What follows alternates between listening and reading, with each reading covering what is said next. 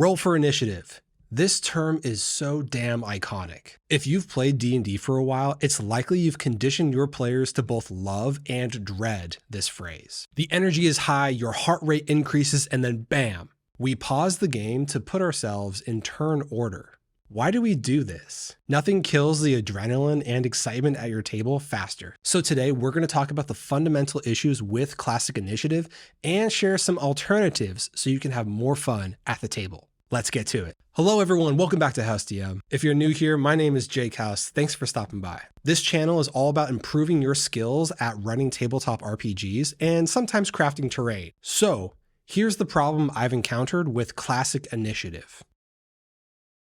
It may be a surprise to some of you, but the first edition of D&D I actually played was 5th edition. I tried to learn the rules for 3.5, but I was just way too distracted by other fun things at the time, like Halo. Halo 2 on Legendary is no joke. As a new player, initiative to me was this exciting term that my DM would use when we were about to enter combat. But the first time it happened, we all rolled our d20s, added our dexterity modifiers, and then sat there for a good 10 minutes trying to put ourselves in the correct order. The DM also needed to add the monsters, so we were jumping back and forth across the table. Then another player forgot to add their dex modifiers, so we had to go back and readjust, and no, this is not the way. At the time, I didn't know any better, and I was just eager to see what would happen in the game. Overall, it was a really fun session. I was also optimistic that initiative would get a little easier with more skilled players over time. Unfortunately, I was wrong. Fast forward a couple years and now I'm a player turned forever DM. I guided my players to the best of my ability every time we rolled initiative. I did things like take tips from famous dungeon masters like Matthew Mercer, where he'll essentially call out a grouping of numbers at a time and see which players were in that grouping of numbers. Such as, anybody get higher than a 20, 16 to 20, 10 to 15, 9 or less. Some articles online even suggested players keeping track of initiative since DMs have so much to keep track of already. I tried this a couple of times and it worked for me exactly once. Not really a realistic solution in my book. I've done the whole write initiative on a piece of paper or like a miniature whiteboard where you leave gaps and then go clockwise asking your players what they roll. A low roll would be at the bottom and a high roll somewhere near the top. This worked fine, but it still took a good 5 minutes with 5 players and a handful of monsters to organize. Next, I tried all manner of tools like initiative tracking apps and doing the whole like clothespins on your DM screen with like your player characters' names on them. To think I needed to buy some sort of real physical item to do this, it just seems silly to me. Then I began to think, why is initiative even a thing? What purpose does it serve? Well, it helps decide who acts when during combat, but honestly, there's not much else. And that was the moment I realized the truth about classic initiative. You don't actually need it. I did some digging on the internet and found a couple forums and articles where people are talking about using a system called group initiative. And thus we have arrived at the core of my alternative initiative system. Group initiative. It works like this. When initiative is called and after surprise shenanigans happen, both the DM and one player roll a d20. Typically, we choose the player who narratively triggered it. The higher roll wins and the entire group acts first, taking their turns clockwise. Once all have acted, it's the other group's turn. Rinse and repeat until initiative is over. Why clockwise, you ask? To put it simply, we're playing a game. I know this might be a shock to some people. Almost every board game I know takes turns clockwise or counterclockwise if I don't know what game does that, but I would imagine there's some.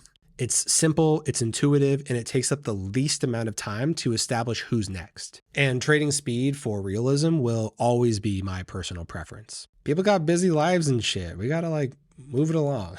Move it along, people. A common bit of criticism I hear about going clockwise is the lack of flexibility if your group wants to go out of turn order for some strategic reason. It's an excellent point with a simple solution.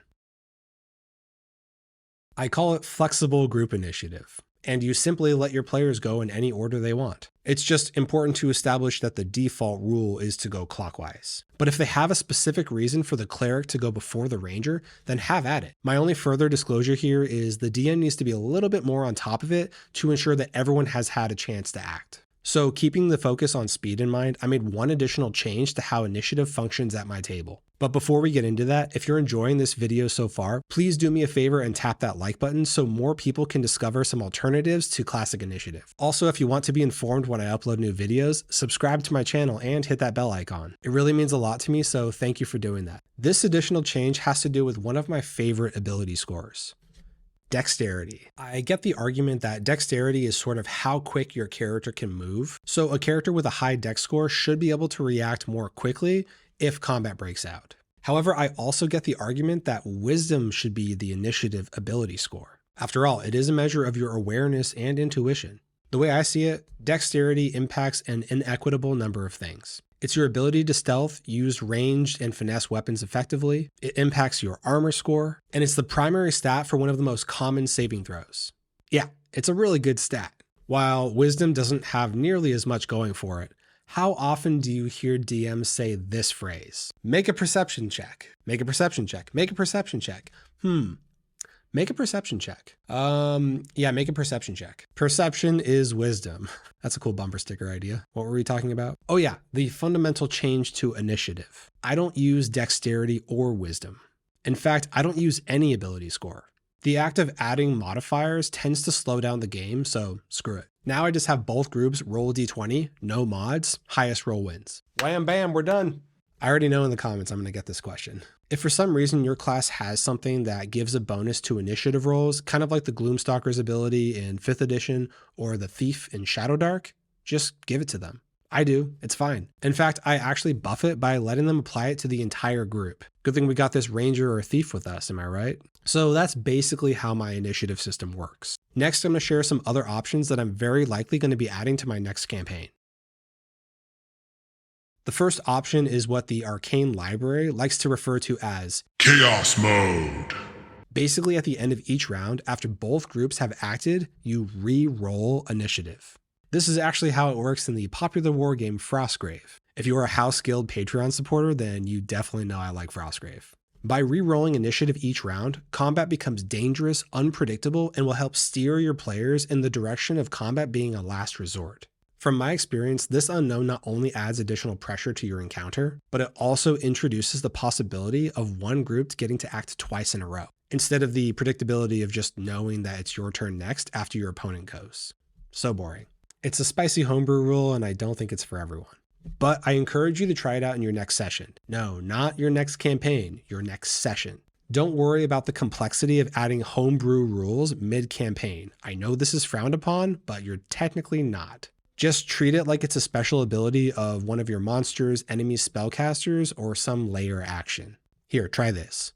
Maybe your party enters a room and the door slams shut and locks behind them. Suddenly, bluish runes begin to glow on the ground, and an evil laugh can be heard as your foe steps forward. Roll for initiative each round, and blame it on this foe.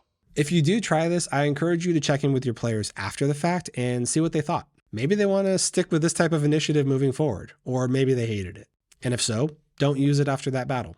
Either way, let me know in the comments if you plan to try this out, or even better, let me know if you already did and how it went. Knowledge is power, after all. Another alternative option I'm considering using is the D6 initiative system. Instead of rolling a D20, each group rolls a D6. Quick and easy. Though honestly, I'm not sure if it's realistically any different than just rolling a D20. Yeah. And the last alternative initiative system I wanted to share is a clever idea that helped inspire my preferred system that I mentioned earlier. This one doesn't really have a name as far as Google says, but I'm calling it High Roll Wins. This system is much closer to classic initiative because everyone rolls a d20. And instead of the entire group winning or losing, you only care about the highest roll, hence the name. Winner goes first and then you proceed clockwise. No jumping around.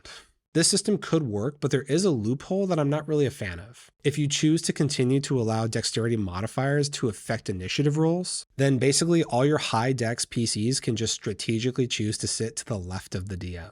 Since they are more likely to win initiative thanks to their bonus, proceeding clockwise means the entire party gets to go before the DM can act for the monsters. Now, I'm all for creative thinking, and not every table is full of optimized gamers, but this just seemed a little silly and too meta for my taste. I ended up scrapping this system for pure group initiative, but I am grateful for trying it out, and it's definitely worth mentioning. Now, before I go, I wanted to share one more tip when using flexible group initiative. This worked wonders for me when I used to teach D&D after-school programs. Oh, where's my candle? Use these. They're tea lights. I'll include a link in the description down below. I mentioned this in one of my older videos, but I didn't really give any details about how it worked. But better late than never, right? Basically, you give each player a little tea light, and when it's the player turn, they all turn these lights on. Then players can act in any order they wish, but when they're done, they have to turn their light off. This acts as a nonverbal reminder for both me and other players at the table that they're done with their turn for the round. It was an elegant solution for running games with young kids. And more often than not, because ratios kind of sucked, I ran games with 6 to 10 players. For those of you who have tried this, you know how loud and distracting it can be for that many players talking over each other at the table. Hell, getting kids to stay in their chairs was hard enough. These tea lights though, a lifesaver. But you definitely need to establish some ground rules so that they actually respect the light. Youngins, you must respect the light. It is your only chance to fight back the darkness. Yeah, some shit like that. Thanks for watching, and I hope you join me for the next one. See ya. Yeah. The secrets of the Mega D20.